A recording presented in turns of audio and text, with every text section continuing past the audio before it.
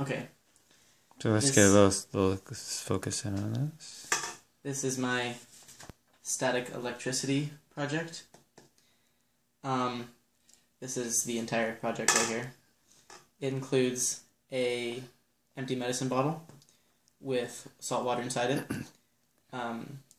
metallized tape on the outside, a paper hook, paper clip, PVC pipe, and a wool cloth. I contributed everything to this as I'm working by myself, obviously. I found all the materials, I put it all together, I conducted the experiment on myself and shocked myself. Ow.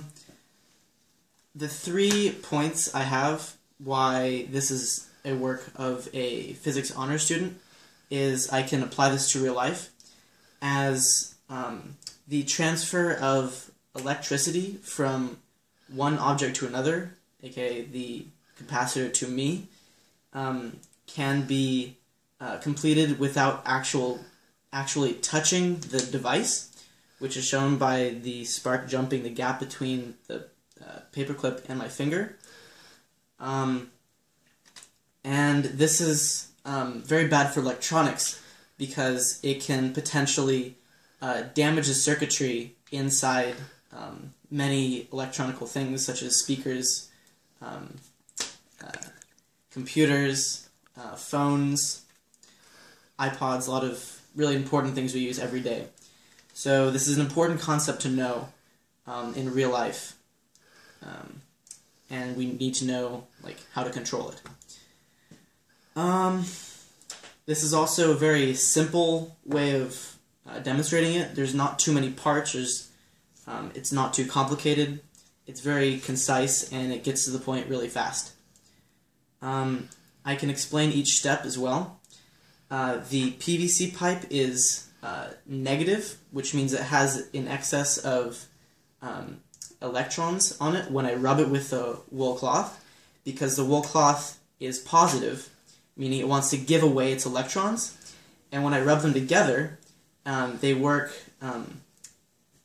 in unison by the PVC pipe conducting all the electrons from the wool to itself, which means it gains an a negative field around it, which I then get close to the paperclip, which conducts the electricity, sending it into the capacitor, which stores it.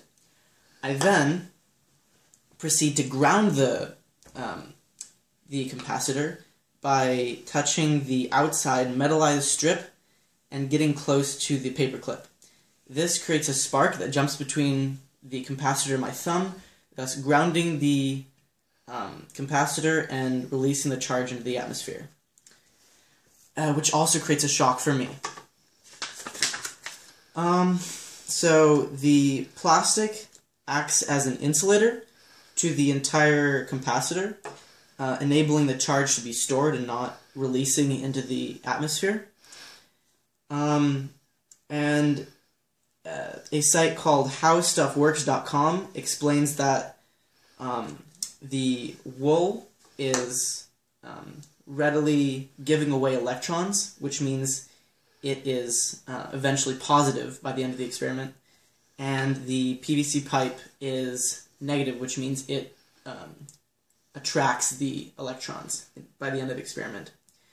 And the zap, which is the whole entire point of the project, the zapper, is when I'm grounding the capacitor, releasing the electricity into the atmosphere through my body, creating the sharp shock that it creates. Thank you.